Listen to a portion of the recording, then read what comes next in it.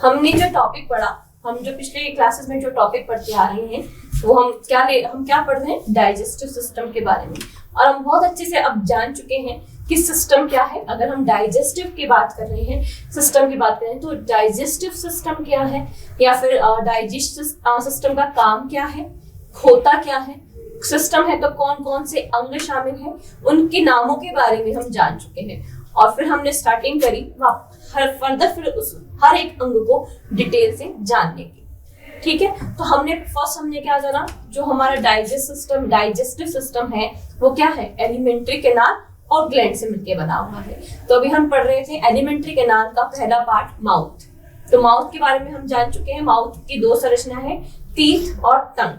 Teeth के बारे में हम बहुत डिटेल में जान चुके हैं कि टीथ कैसे होते हैं, किस प्रकार के होते हैं और इनकी संरचनाएं क्या होती है, और इन टीथ के अकॉर्डिंग ही हम कैसे हैं। ठीक है, हमने कल देखा था कि हम कैसे हैं। हम थीकोडॉन्ट भी हैं, हम हेटेरोडॉन्ट भी हैं, हम ब्यूनोडॉन्ट भी हैं, हम डाइफाइकोडॉन्ट भी हैं।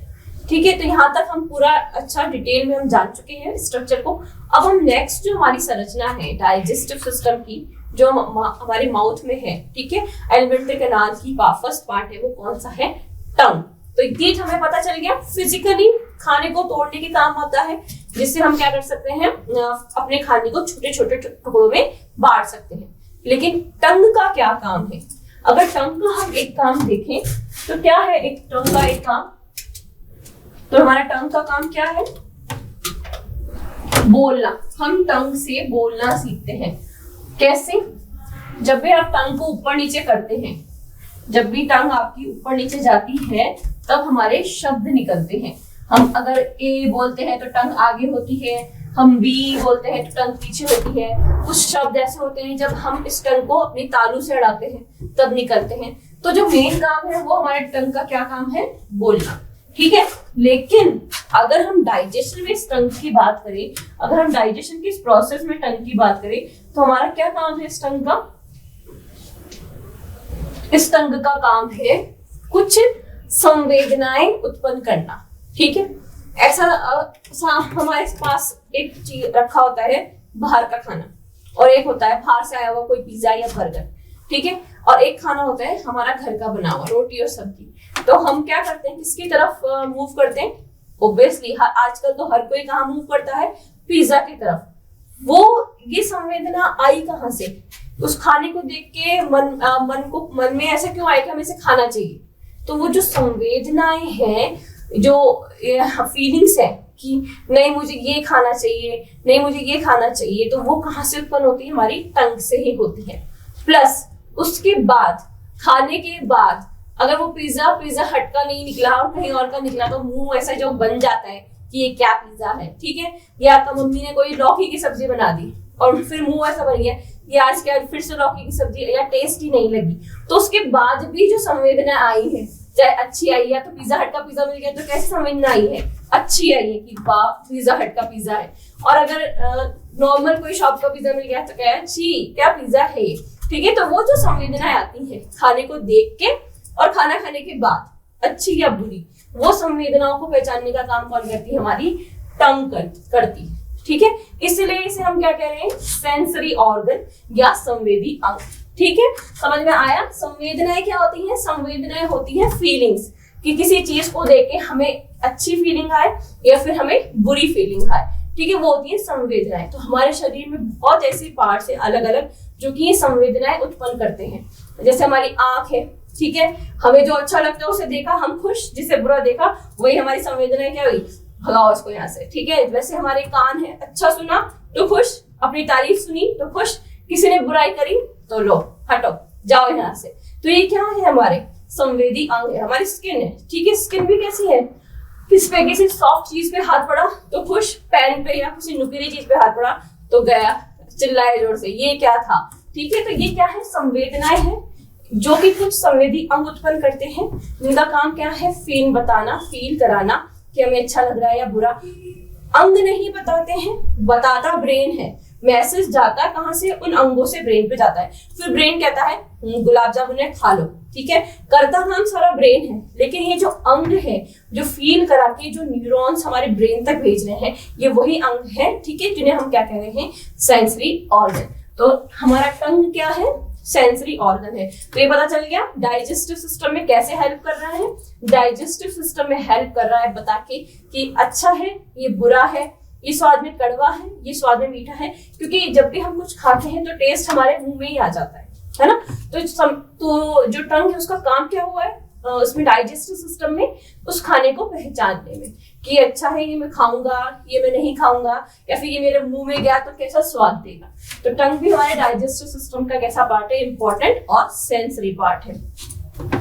कैसा है? पेशीय अंग है, ठीक है। टंग कैसा है? पेशीय अंग है। पेशीय मतलब मसल से बना हुआ है, कोई भी बोन नहीं है हमारे टंग में, ठीक है। कैसे भी आप टंग को ऊपर फोल्ड कर लोगे, ऊपर ले लोगे, नीचे ले लोगे, कोई भी हार्डनेस नहीं फील होती है।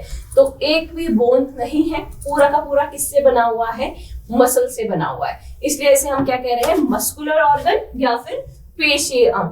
तो क्वेश्चन आए, ह्यूमन बॉडी का जो मस्कुलर ऑर्गन है वो कौन सा है? जहां एक भी बोन नहीं है, वो कौन है? हमारा टंग, ठीक है। क्वेश्चन ये आया कि डाइजेस्टिव सिस्टम का कौन सा पार्ट है जिस पार्ट में कोई भी बोन्स नहीं है या फिर कंप्लीटली मस्कुलर है? वो क्या होगा? उसका आंसर टंग होगा। अब एक टर्म आपको पता है क्या है? फ्रेन्यूलम, ठीक है। ये क्या लिखा हुआ है? फ्रेन्यूलम। तो ये जो हमारी टंग है वो कहाँ खत्म हो रही है? एकदम लास्ट में जाके। तो ये जो टंग कोई हवा में तो नहीं लटकी हुई, आप खुद फील करो कि टंग, आपकी टंग जो आपके अंदर है मुंह में, फील करके देखो कि क्या हवा में है? नहीं, उसे किसी चीज ने यहाँ पे पकड़ रखा है।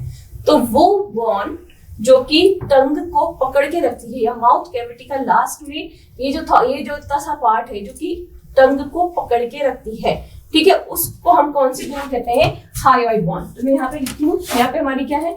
जीभ या जीवा या टंग, ठीक है।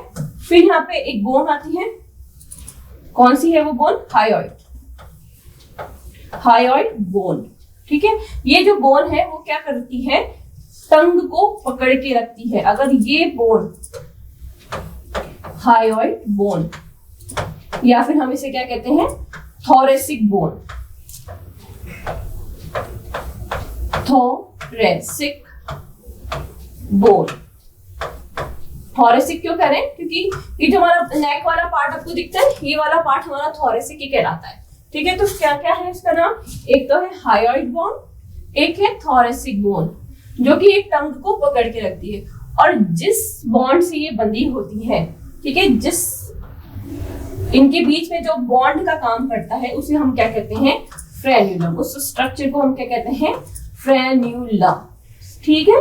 तो जीभ और टंग और हमारे जो हायोइड बोन है, उन दोनों को जो एक साथ रखने का काम कर रहा है वो कौन सा बॉन्ड है? फ्रेन्यूलम, ठीक है। फ्रेन्यूलम को एक बॉन्ड भी कहते हैं। वो कौन से स्ट्रक्चर, क्वेश्चन आ जाए आपके पास, वो कौन से स्ट्रक्चर है जो हमारे टंग को हमारी माउथ कैविटी में पकड़ के रखने का काम करती है? वो कौन सी है? फ्रेन्यूलम, ठीक है। समझ में आया आपको? फ्रेन्यूलम का क्या है? हायोइड बॉन्ड जो हमारी बोन है प्लस हमारा जो टंग है, उनको जोड़ने का काम कौन सा बॉन्ड करता है? फ्रेन्यूलम करता है। तो आपने देखा होगा जो डॉगी होते हैं उनकी जीभ ज्यादा बाहर लटकी होती है, ठीक है। तो उनमें जो हायोइड बोन होती है वो थोड़ी छोटी होती है, ठीक है। देखते कुत्ते का जैसे मुंह खोलता है उसकी जीभ बाहर आके लटक जाती है। या फिर जो लोग सुसाइड करते हैं, जो अपना गला बांध देते हैं, तो उनकी देखा होगा आपने सीआईडी वगैरह में कि उनकी टंग बाहर निकली होती है, ठीक है। तो जब भी वो गले में बांधते हैं कुछ भी, अपने रस्सी या कुछ, तो उससे उनकी जो हायोइड बॉन्ड है वो क्या हो जाती है? टूट जाती है, जिससे उनकी टंग क्या हो जाती है? बाहर आ जाती है। तो इसलिए जो हायोइड बॉन्ड है वो क्या मेन काम कर रहा है? जीभ को माउथ में पकड़ के रखने का काम कर रहा है। अगर आपने किसी की ये हायोइड बॉन्ड तोड़ दी या आपकी टूट गई तो ये आपकी जो जीभ है वो बाहर आके गिर जाएगी, ठीक है। तो ये जो हायोइड बॉन्ड है वो बहुत ही क्या है?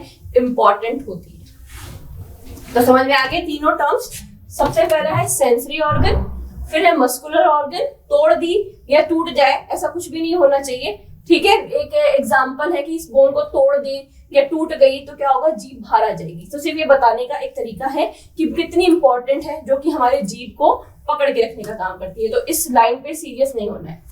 तो सेंसरी ऑर्गन हो गया, मस्कुलर ऑर्गन हो गया और फ्रेन्यूलम हो गया। ये तीनों ही आपको मुझे लगता है टर्म्स यहाँ पे क्लियर हो गई होगी। फिर हम देखते हैं टंग के बारे में।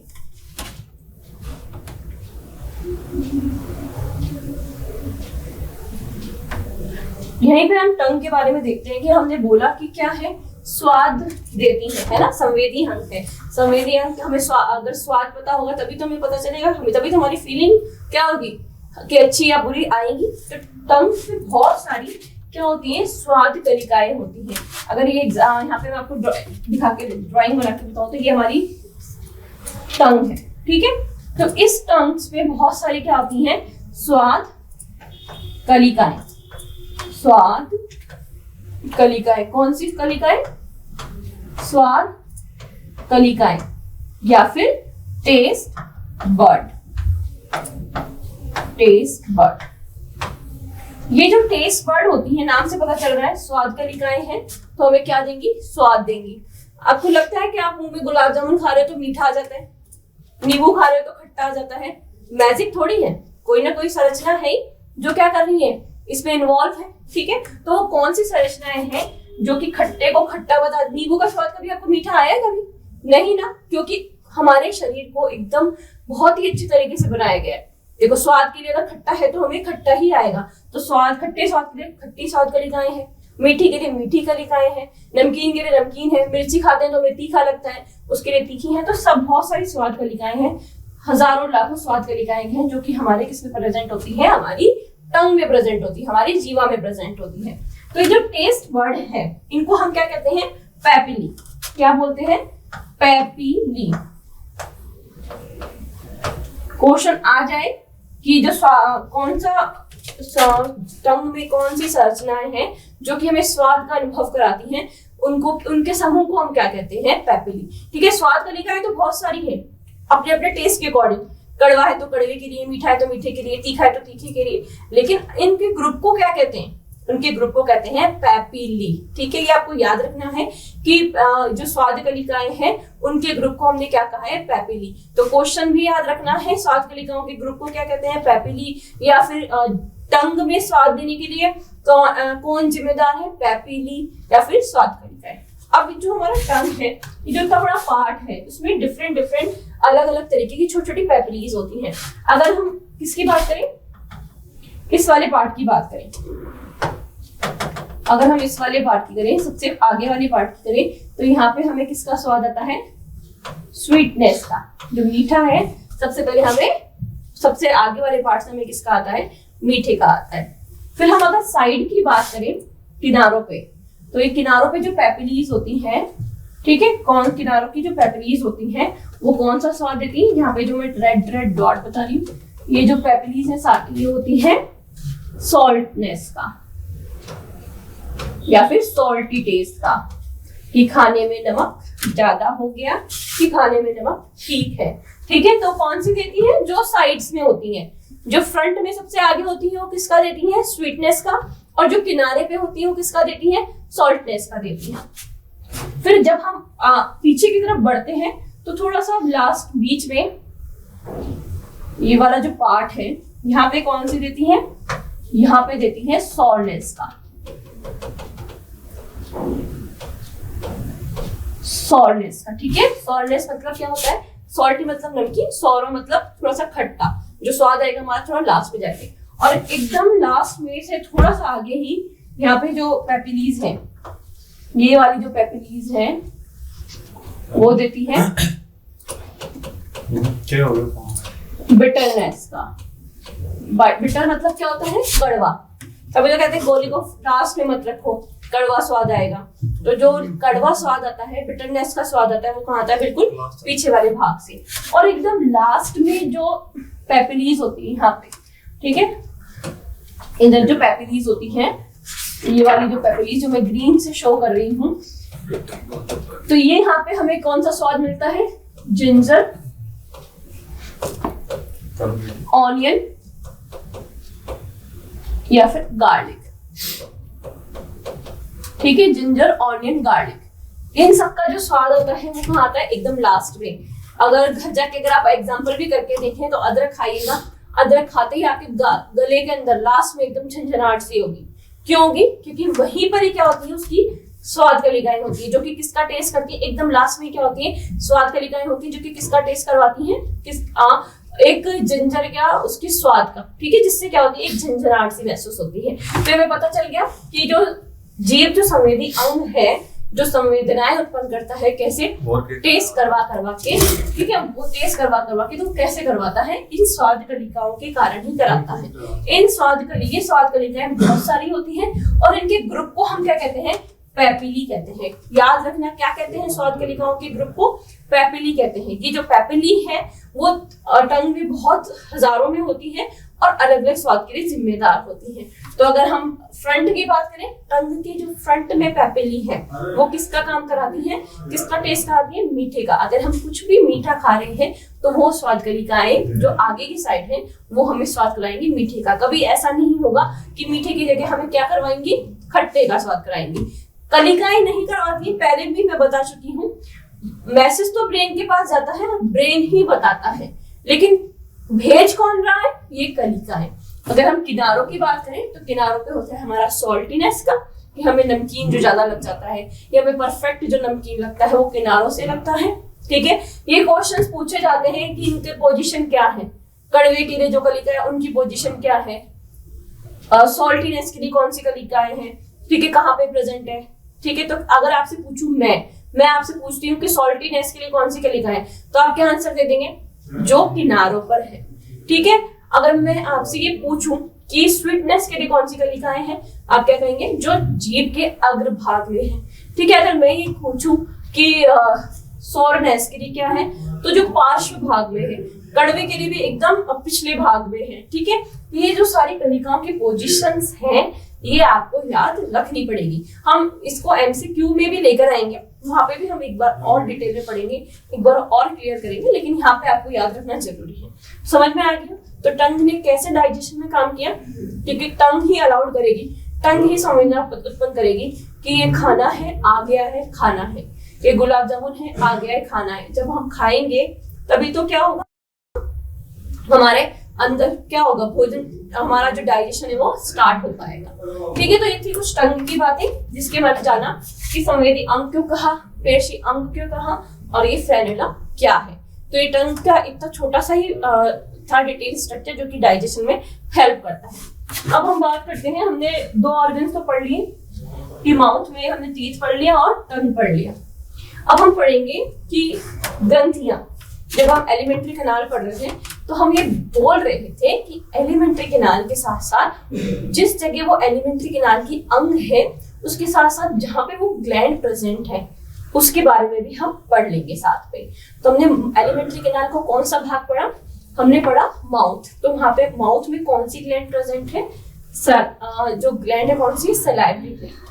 अगर जब हम आगे बढ़ेंगे तब हम देखेंगे, हम स्टमक तक जब पहुंचेंगे तो स्टमक में हम जानेंगे कि इस वहां पे स्टमक के बारे में हम जानेंगे कि क्या स्ट्रक्चर है, कैसे पाचन होता है, कैसे डाइजेशन होता है, और वहां कौन सी ग्लैंड्स हैं जो क्या कर रही है, हेल्प कर रही है, गैस्ट्रिक ग्लैंड। तो वहीं पे हम किसके बारे में बात कर लेंगे, गैस्ट्रिक ग्लैंड के बारे में बात करेंगे। वैसे ही हम जब इंटेस्टाइन पे पहुंचेंगे तो जैसे हम इंटेस्टाइन के स्ट्रक्चर के बारे में जान लेंगे कि इंटेस्टाइन है, ठीक है, इंटेस्टाइन में कौन सी ये उसका स्ट्रक्चर हो गया, ऐसे पाचन होता है, ऐसे अवशोषण होता है, और कौन सी ग्लैंड्स पे जिम्मेदार है उसी टाइम डाइजेशन के लिए, क्योंकि हमें पता है कि डाइजेशन फिजिकली भी होगा और केमिकली भी होगा। तो माउथ में हमने फिजिकली कैसे कर लिया, दांतों से तोड़ के, खाने को पीस के। अब हम केमिकली कैसे कर रहे हैं, सलाइवरी ग्लैंड से कर रहे हैं, जो कि हमारी माउथ में प्रेजेंट होती है, ठीक है। तो जो ग्रंथि है माउथ की उसको हम क्या कहते हैं, सलाइवरी ग्लैंड। क्या कहते हैं, हमारी ग्रंथि है माउथ की, इसको हम कह रहे हैं सलाइवरी ग्लैंड कह रहे हैं, सलाइवरी ग्लैंड, ठीक है। सलाइवरी ग्लैंड, लार ग्रंथि जो कि लार का स्टाउट करेगी। तो सबको पता है, सबको खाने को देख के मुंह में जो अपना फेवरेट खाना है उसको देख के क्या आ जाता है, पानी आ जाता है। तो वो पानी फालतू नहीं है, ठीक है, वो पानी फालतू नहीं आता है, वो पानी हमारे डाइजेशन को करने के लिए आता है। तो ये किसी के मजाक उड़ाते हैं इसकी लार टपक रही है, ठीक है, तो वो लार क्या है, फालतू नहीं है, वो लार हमारे किस काम में आएगी, डाइजेशन की प्रोसेस के काम आएगी। ठीक है, तो सलाइवरी ग्लैंड जो कि लार प्रोड्यूस करेंगी, कितने नंबर्स में होती है, 3 जोड़ी में होती है। ठीक है, कितने नंबर्स में होती है, 3 जोड़ी में होती है। एक होती है जो कि हमारे कहाँ होती है, पैरोटिड ग्लैंड। पैरोटिड कहाँ होती है, हमारे कान के नीचे, ठीक है, मतलब दोनों कानों के नीचे। तो एक जोड़ी कहाँ होती है, कान के नीचे होती है। एक होती है सबलिंगुअल जो कि हमारे टंग के नीचे होती है, ठीक है, और एक होती है सब मैक्सिलर जो कि हमारे टंग के ऊपर होती है। तो 3 कहाँ हुई, 3 हुई, पैरोटिड ग्लैंड, फिर सबलिंगुअल और सब मैक्सिलर। जो पैरोटिड ग्लैंड होती है वो हमारे कान के पास होती है, ठीक है, और इन्हीं पैरोटिड ग्लैंड्स के अंदर अगर कोई बैक्टीरियल इन्फेक्शन हो जाता है, मम्स एक जो बीमारी है, ठीक है, जहाँ पे यहाँ गला ये सूज जाता है, ये वाला पार्ट सूज जाता है, वो अगर कोई बैक्टीरियल इन्फेक्शन हो जाता है तो ये क्या करती है, फूल जाती है, और इसी बीमारी को हम क्या कहते हैं, मम्स कहते हैं। ठीक है, मिजल्स, मम्स, रुबेला आपने सुना ही होगा। ठीक है, तो मम्स का क्या है, अगर पैरोटिड ग्लैंड के अंदर कोई भी बैक्टीरियल इन्फेक्शन हुआ तो ये पूरे गले को क्या कर देती है, स्वेल कर देती है, सुजा देती है। इस सुजे बीमारी को हम क्या कहते हैं, मम्स कहते हैं। ठीक है, तो 3 जोड़ी हमारे तो चल गई, पैरोटिड, सब मैक्सिलरी, सब लिंगुअल। पोजीशन पता चल गई, पैरोटिड की कान के नीचे, सब लिंगुअल की टंग के नीचे, और सब मैक्सिलरी की हम क्या कहेंगे, ऊपर की साइड। ठीक है, टंग के ऊपर की साइड। तो क्वेश्चन डायरेक्ट ये होता है कि पैरोटिड ग्लैंड कहाँ होती है, बिलो द ईयर लोब। ठीक है, ईयर लोब के नीचे होती है ये। और एक बीमारी भी हम, जो मैं आपको बोल रही थी कि हम डिजीज भी पढ़ेंगे। ठीक है, तो डिजीज हमें पता चली कि पैरोटिड ग्लैंड में बैक्टीरियल इन्फेक्शन के कारण जो बीमारी होती है उसे हम क्या कहते हैं, मम्स कहते हैं। वैसे बचपन में इनके लिए क्या लग जाता है, वैक्सीन लग जाता है। अगर आपने सुना हो MMR, मिजल्स, मम्स, रुबेला का एक वैक्सीन लगता है, तो इसके होने के, इस बीमारी के होने के चांस क्या होते हैं, बहुत कम होते हैं। मम्स को ऐसे गलगन ड्रॉप भी कहते हैं ना, अगर गला सूज के फूल जाए। तो तीनों लाल ग्रंथियां पढ़ ली। ठीक है, सलाइवा क्या है, ग्रंथि जो है माउथ में कौन सी है, सलाइवरी ग्लैंड है, 3 जोड़ी में है, और क्या सीक्रेट करती हैं, ये लार सीक्रेट करती हैं। अब ये जो लार है इसमें क्या कॉम्पोजिशन होता है, कैसे ये हमारी हेल्प करता है डाइजेशन में, उसके बारे में जानते हैं।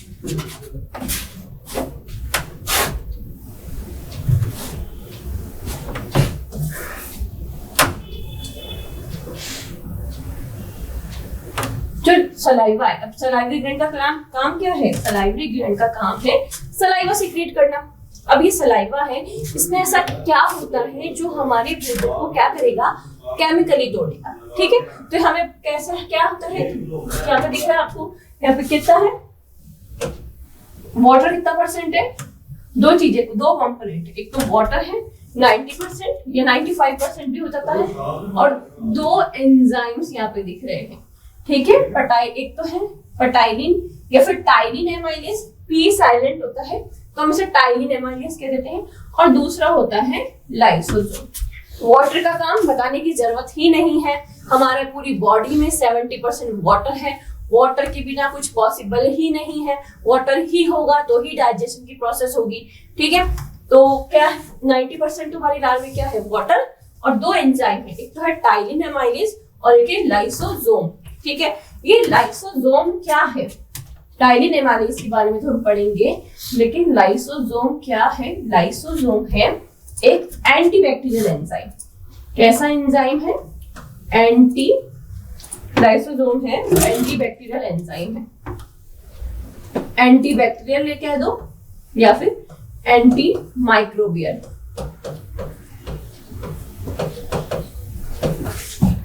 एंटी माइक्रोबियल मीन्स क्या होता है, एंटी माइक्रोबियल मीन्स होता है माइक्रोब्स के अगेंस्ट। ठीक है, एंटी मतलब क्या होता है, किसी के जब अगेंस्ट होते हैं, और माइक्रोब्स क्या होते हैं, छोटे छोटे माइक्रो ऑर्गेनिजम्स जैसे कि बैक्टीरिया। तो ये क्या काम करता है, तो आपको पता है, जरूरी नहीं है हम हमेशा हेल्दी खाना खाते हैं, हम कभी कभी बाहर का खाना भी खा लेते हैं, कुछ गंदा फूड भी खा लेते हैं। ठीक है, रोड साइड जो स्ट्रीट फूड होता है वो हम खा लेते हैं, तो उसमें क्या है, वहाँ पे उस रोड साइड में क्या होते हैं, डिफरेंट डिफरेंट बैक्टीरियाज घूम रहे होते हैं। ठीक है, आपको पता है कि वो कैसा खाना होता है, तो उस गंदे खाने को खाने से कुछ जो बैक्टीरिया हमारे अंदर गए, वो हमें नुकसान ना पहुंचाए, उसके लिए हमारी बॉडी ने माउथ में पहले ही क्या रख दिया है, एक एंजाइम रख दिया है लाइसोसोम, जो कि उन माइक्रोब्स को पहले ही क्या कर जाएगा, खत्म कर देगा हमारे शरीर के अंदर पहुंचने से पहले।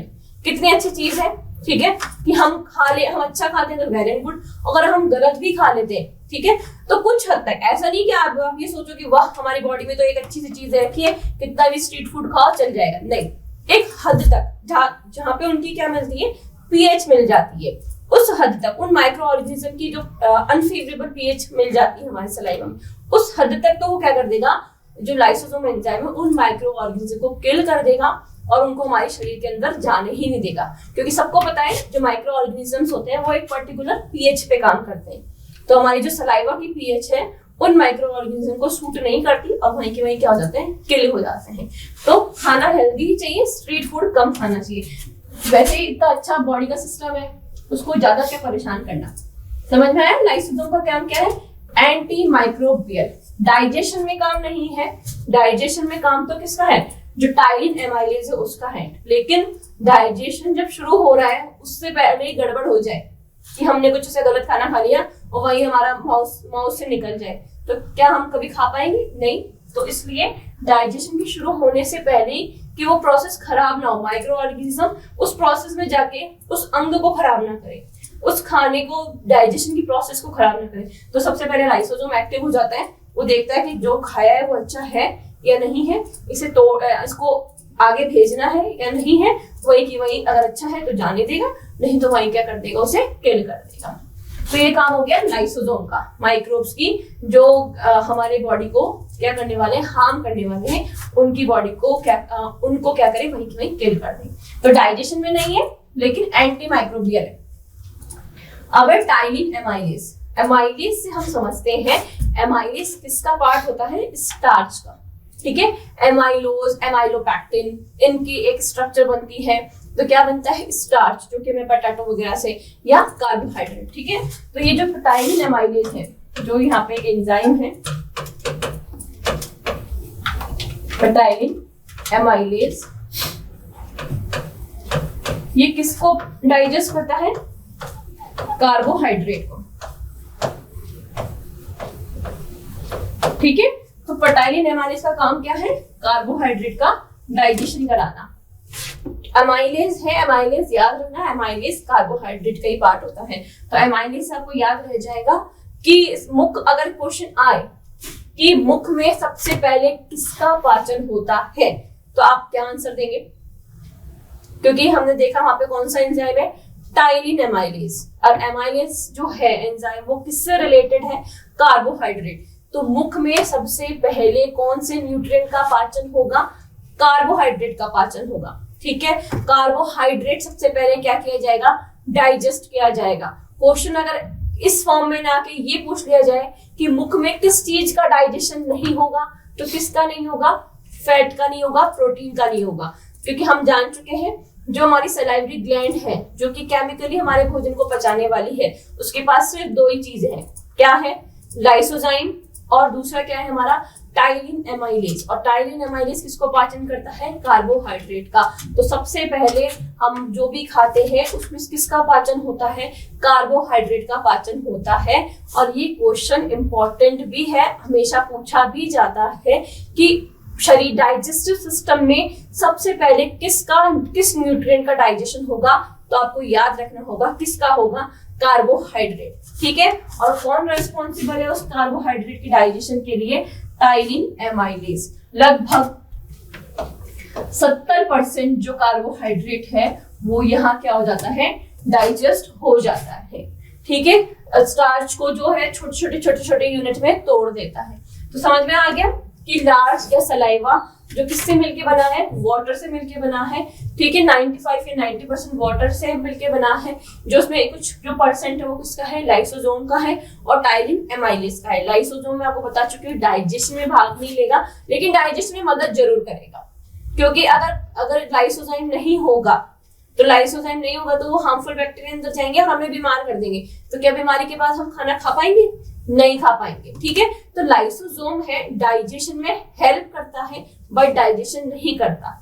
और सेकंड जो एंजाइम टाइलिन एमाइलेज है वो और किसी को डाइजेस्ट नहीं करता, वो किसको डाइजेस्ट करता है, सिर्फ और सिर्फ कार्बोहाइड्रेट को। तो हम चाहे प्रोटीन खा लें, हम चाहे फैट खा लें, कुछ भी खा लें, डाइजेशन अगर स्टार्ट होना है तो किसका होगा, कार्बोहाइड्रेट का होगा। जो दाल या प्रोटीन या फैट है उनका जो डाइजेशन है वो हमारे स्टमक से स्टार्ट होता है। वो हम नेक्स्ट जब हम स्टमक के बारे में जानेंगे तब वहां से पढ़ेंगे।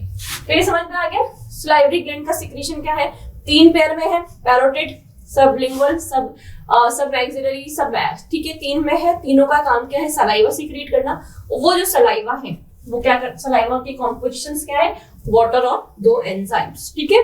जब ये सलाइवा बन गया, अब ये सलाइवा हमारे फूड के साथ मिल जाएगा, ठीक है। अब हमारा फूड क्या होगा, छोटे छोटे टुकड़ों में घूम हो चुका है। तो जब ये हमारे फूड के साथ मिल जाएगा ये सलाइवा, तो क्या करेगा, फूड को एक हम जब खाते हैं तो हमने एक बॉल फॉर्म में बन जाती है, ठीक है। हम जब चबाते हैं और जब हमारी लार मिक्स होती है तो एक बॉल फॉर्म बन जाती है। वो बॉल फॉर्म क्या है हमारी, उस फॉर्म को हम कहते हैं बोलस। तो मुख में या माउथ कैविटी में जो हमारा फूड होता है वो क्या कहलाता है, बोलस।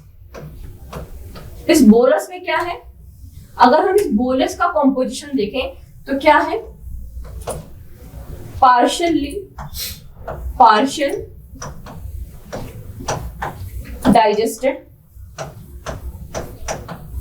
Digested carbohydrate.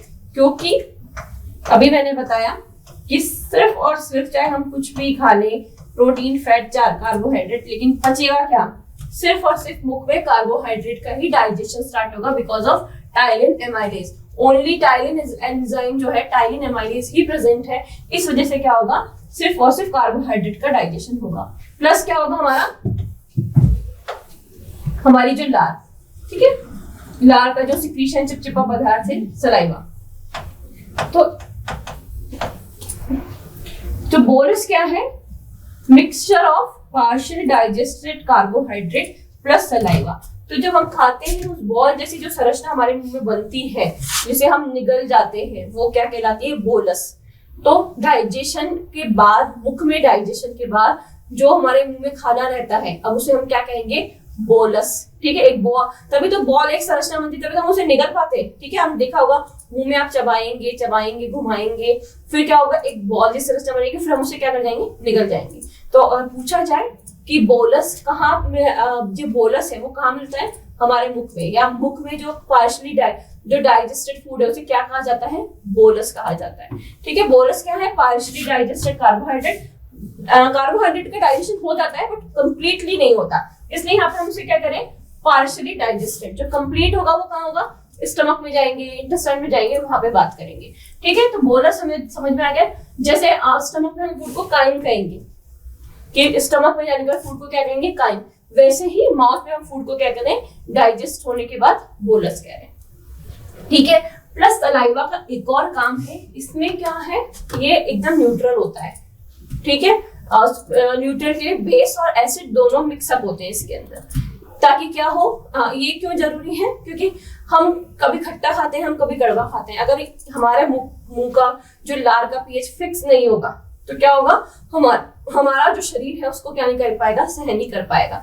तो इनमें दोनों ही आयंस पाए जाते हैं, क्या एसिडिक आयन भी पाए जाते हैं और बेसिक आयन भी पाए जाते हैं, जो कि हमारे जो सलाइवा है उसको क्या बना रखते हैं, न्यूट्रल। तो वैसे इसका जो सलाइवा का एक्चुअल पीएच होता है वो कितना होता है, 6 to 6.5 होता है, ठीक है। तो सलाइवा का जो पीएच है कितना है, सलाइवा का पीएच 6 to 6.5। ये भी याद रखना जरूरी होता है कि सलाइवा, जो हमारा सलाइवा है या हमारे माउथ का पीएच कितना है, सलाइवा पीएच कितना है, 6 से 6.5 सलाइवा पीएच। और इस पीएच पे जो हमारे माइक्रो ऑर्गेनिजम्स हैं जो कि हमें क्या कर लेते हैं, हमें बीमार करने के जाते हैं, तो वो इस पीएच पे क्या नहीं कर पाते, सरवाइव नहीं कर पाते। तो याद रखना, सलाइवा में वाटर का परसेंट, 2 एंजाइम टाइमिन एमाइलेज और लाइसोसोम, और उसका पीएच 6 to 6.5 और बोलस, ठीक है। और हमने देखा तो अभी डाइजेशन तो हुआ नहीं, सिर्फ तोड़ा है और लार में मिलाया है। अब हम इस फूड को निगलेंगे, और अभी तो सिर्फ किसका हुआ है, पार्शियली डाइजेशन, कार्बोहाइड्रेट का हुआ है। अभी तो हमें क्या क्या तोड़ना है, जो मैंने आपको शुरू में बताया था कि पाचन करते क्यों हैं, क्योंकि कार्बोहाइड्रेट, प्रोटीन और फैट जिनसे हमें ऊर्जा नहीं मिलती, इनको तोड़ेंगे तो ही हमें एनर्जी मिलेगी। तो अभी तक हमने सिर्फ किसको तोड़ा है, कार्बोहाइड्रेट, वो भी किसको, पार्शियली तोड़ा है, कंप्लीटली नहीं तोड़ा है। तो ये समझ में आ गया सलाइवरी ग्लैंड का काम। अब नेक्स्ट हमारा ये माउथ वाला जो एलिमेंट्री कैनाल का पार्ट है वो हमने खत्म कर लिया है। तो हम कुछ एमसीक्यू सॉल्व करते हैं जिससे हमें थोड़ा कॉन्फिडेंस भी आता है कि हम जो पढ़ रहे हैं वो हमें आ भी रहा है या नहीं आ रहा है। तो ऐसे ही हम कुछ टॉपिक कंप्लीट करेंगे, फिर उसके बाद कुछ एमसीक्यू करेंगे जिससे हमारा क्या होगा, कॉन्फिडेंस बिल्डअप होगा। तो हम देखते हैं कुछ एमसीक्यूज के बारे में, जो कि अभी जो जितना भी हम पढ़ चुके हैं उसके बारे में बताया जाता है, उसके बारे में ही पूछा गया। अभी जस्ट अभी मैंने खत्म किया है यही टॉपिक है। जो फर्स्ट क्वेश्चन आ गया है, कौन सा क्वेश्चन है, saliva helps in the digestion of, या फिर लार किसके पाचन में मदद करती है। तो क्या किसके पाचन में मदद करती है, अभी जस्ट बताया है कि लार में कौन सा एंजाइम होता है, लार में होता है कौन सा एंजाइम, टाइलिन एमाइलेज या फिर टाइलिन एमाइलेज, ठीक है, टाइलिन एमाइलेज। और मैंने बताया अगर हम जहाँ पे ये एमाइलेज आ गया, ये किसकी बात कर रहा है, स्टार्च की। किससे मिलता है स्टार्च, पोटैटो से, ठीक है, स्टार्च की। और स्टार्च की बात आ गई तो ये किससे रिलेटेड है, कार्बोहाइड्रेट से। तो हमने देखा कि लार में सिर्फ दो ही एंजाइम है, लाइसोसोम और टाइलिन एमाइलेज, जो कि सिर्फ किसका पाचन करते हैं, स्टार्च का या फिर कार्बोहाइड्रेट का। तो इसका आंसर क्या हो जाएगा, स्टार्च, ठीक है। वसा का नहीं होता, प्रोटीन का नहीं होता, विटामिन का नहीं होता। विटामिन और मिनरल्स का तो होता ही नहीं है। क्यों नहीं होता, क्योंकि ऑलरेडी इतने ट्रेस अमाउंट में मिलते हैं, ट्रेस मतलब बहुत ही कम अमाउंट में मिलते हैं हमें विटामिन, तो इनका डाइजेशन नहीं होता है, ठीक है। तो किसका होगा मुख में, हमेशा याद रखेंगे लार में एक एंजाइम है टाइलिन एमाइलेज, जो कि एमाइलेज किससे रिलेटेड है, स्टार्च या कार्बोहाइड्रेट में। तो जो लार है वो सिर्फ किसका पाचन करेगी, कार्बोहाइड्रेट या फिर स्टार्च का।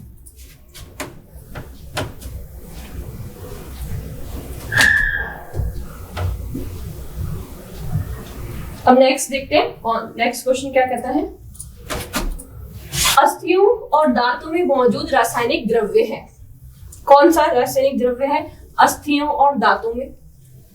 अभी जब हम दांत की स्ट्रक्चर देख रहे थे तब हमने पढ़ा था एक केमिकल पढ़ा था। कौन सा पढ़ा था हमने, वो केमिकल हमने पढ़ा था कैल्शियम कार्बोनेट। उसके साथ ही मैंने आपको बोला था कि कैल्शियम फॉस्फेट भी होता है जो उसे स्ट्रॉन्गनेस प्रोवाइड करता है, ठीक है। तो कैल्शियम क्लोराइड नहीं है, कैल्शियम सल्फेट नहीं है, कैल्शियम बोरेट नहीं हो सकता। क्या ये कभी टर्म आपने सुने दांतों में, कैल्शियम बोरेट, कैल्शियम सल्फेट? नहीं। कौन सा होता है, या तो कैल्शियम, एक ऑप्शन तो आपको याद रखना पड़ेगा, कैल्शियम कार्बोनेट CaCO3, ठीक है। अगर ये ऑप्शन नहीं है तो हमारे पास दूसरा ऑप्शन क्या होगा, कैल्शियम फॉस्फेट, ठीक है। दोनों से ही मिलके या दोनों ही रासायनिक द्रव्य किसका निर्माण करते हैं, हमारे दांतों। नेक्स्ट क्वेश्चन क्या है, कुछ क्वेश्चन तो कॉमन सेंस से भी क्लियर हो जाते हैं, हमें पता होता है कि ये बोरेट सल्फेट हम कभी भी टीथ में नहीं पढ़ते। अब ये भी हम पढ़ चुके हैं, क्या कह रहा है ये, मनुष्य की जीभ के किस भाग तक कड़वाहट की संवेदनाएं सीमित रहती है। What stage of human tongue is the sensation of bitterness limited? ठीक है, किस भाग में होती है, जब अभी हमने पढ़ी थी। तो अगर हम डायग्राम दोबारा से देखें तो हम देखते हैं आगे वाली यहाँ पे थी हमारे स्वीटनेस, ठीक है, किनारों पे थी हमारी सॉल्टनेस, ठीक है, मिड में थी हमारी सॉर, मध्यम कह सकते हैं, ठीक है, और पिछले भाग में, मतलब इतना भी पिछला नहीं, पिछले से हल्का सा थोड़ा सा पहले वाले भाग में क्या थी हमारी बिटरनेस, मतलब हमारा कड़वाहट, ठीक है। तो क्या आंसर होगा इसका, अगले भाग में तो क्या बताया मैंने आपको, स्वीटनेस होती है, किनारों पे मैंने क्या बताया था आपको, सॉल्टनेस होती है, जो मध्यम भाग है वहां पे क्या रहती है, सॉरनेस, और जो पिछला भाग है वो क्या होता है हमारा बिटरनेस। तो क्या आंसर हो जाएगा, पिछला भाग, जो कि हमें कौन सी संवेदना देता है, कड़वाहट की संवेदना देता है।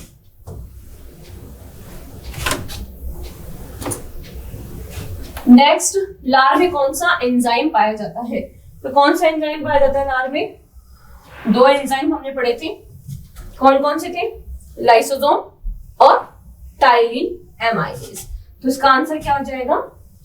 इसका आंसर हो जाएगा टाइलिन। ठीक है, ये जो रेनिन है, रेनिन की बात हम स्टमक में करेंगे। ठीक है, टेनिस कोई एंजाइम नहीं होता और रेजिन भी कोई एंजाइम नहीं होता। ठीक है, टेनिस एक गेम होता है। तो क्वेश्चन ऐसे भी आता है टाइलिन और टेनिस को कंफ्यूज करने के लिए। ठीक है, तो कौन सा एंजाइम है जो लार्ज रिप्रेजेंटेड? टाइलिन। और रेनिन की बात हम करेंगे जब हम स्टमक में मिल्क के डाइजेशन की बात करेंगे। ठीक है, तो जो रेनिन है वो स्टमक में काम, स्टमक जो एंजाइम है स्टमक में डाइजेशन के काम होता है। फिर नेक्स्ट क्वेश्चन है, मनुष्य के दांत पीले किस कमी से होते हैं? जो मनुष्य के दांत हैं वो किस कमी से पीले होते हैं? तो मैंने अभी जब हम केमिकल कॉम्पोजिशन में पढ़ रहे थे तभी मैंने बताया था कि क्लोरीन का हमारे दांतों में कोई काम नहीं होता। क्लोरीन तो इवन पानी को साफ करने के काम आता है। ठीक है, कार्बन का भी कोई रोल नहीं है। ठीक, हम कार्बन नहीं, लोहे का भी कोई रोल नहीं है। तो जो मेन कंपोनेंट है वो है फ्लोरीन। ठीक है, इसकी वजह से, इसकी कमी की वजह से, फ्लोरीन की कमी की वजह से ही क्या होते हैं? हमारे दांत पीले होते हैं। ठीक है, human teeth are yellow due to the deficiency of fluorine. Next question देखते हैं,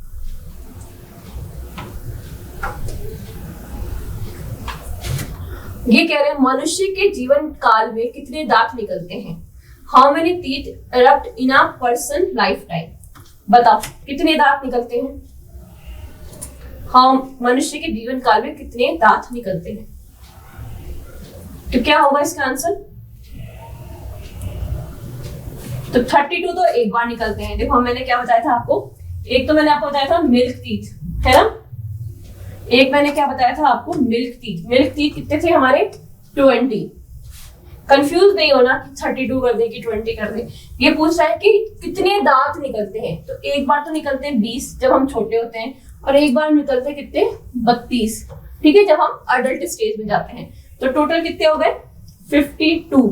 तो अगर ये कहें कि मनुष्य के जीवन काल में दांत कितनी बार निकलते हैं, वो इसका आंसर क्या होगा? 52। ठीक है, लेकिन अगर ये बोले कि परमानेंट दांत या स्थायी दांत कितनी निकलते हैं, वो होते हैं 32। ठीक है, और अगर कहें मिल्क टीथ कितने निकलते हैं तो उनका नंबर है 20।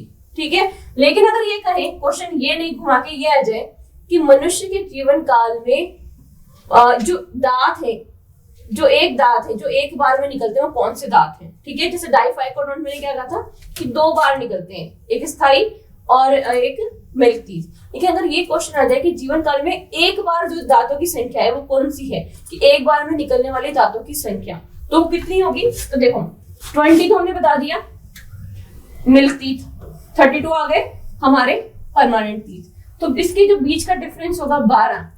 ठीक है, 20 को अगर हम डिवाइड करेंगे, 32 को हम किससे करें? 20 से करेंगे, तो कितने बचे? ठीक है, 12। तो जो ये 12 दांत है वो एक ही बार निकलते हैं। समझ में आया कैसे? क्योंकि 32 तो परमानेंट हो गए जो निकले हैं, 20 कितने हैं? मिल्क टीथ में निकले हैं। ठीक है, तो 20 में से और 32 में से कितने बच रहे हैं जो एक बार निकल रहे हैं? 12 दांत निकल रहे हैं। तो अगर मनुष्य कैसा है, अगर मोनोफाइकोडोंट दांत है तो कौन से हैं? 12 है, 12 इन नंबर है। और जीवन काल में कितने दांत निकलते हैं? तो उसका आंसर है 52, क्योंकि एक बार 20 निकल गए, एक बार 32 में निकल गए, तो दोनों को टोटल करके हमने क्या कर दिया? 52। अगर पूछे कि स्थायी दांत कितने निकलते हैं तो 32, और पूछे कि मिल्क टीथ कितने निकलते हैं तो हो गए 20। ठीक है, तो ये कुछ क्वेश्चन, ये थोड़ा सा वैसा क्वेश्चन है, इसमें 32 और 20 में कंफ्यूज होने की जरूरत नहीं है, क्योंकि अगर हम क्वेश्चन को ढंग से पढ़ेंगे तो हमें आंसर इजीली मिल जाएगा। अब एक क्वेश्चन ये आया है कि मानव की पाचन नली लगभग कितने फीट लंबी होती है? हमने जो पढ़ी थी कल, जो मैंने बताया था, तो वो मैंने मीटर में बताया था कि जो एलिमेंट्री कैनाल है वो 9 मीटर लंबी होती है। उसमें सबसे लंबी क्या बताई थी? स्मॉल इंटेस्टाइन, जो कि 6 मीटर। यहाँ पे पूछा है फीट पे पूछा है, ठीक है, ये जो पूछा है फीट पे पूछा है। तो जो 9 मीटर लंबी होती है कितनी है फीट पे? कितनी होती है? 32 फीट लंबी होती है। तो ये याद रखने वाला क्वेश्चन है, इसे याद ही रखना पड़ेगा कि जो लंबाई है फीट में कितनी है? 32 है।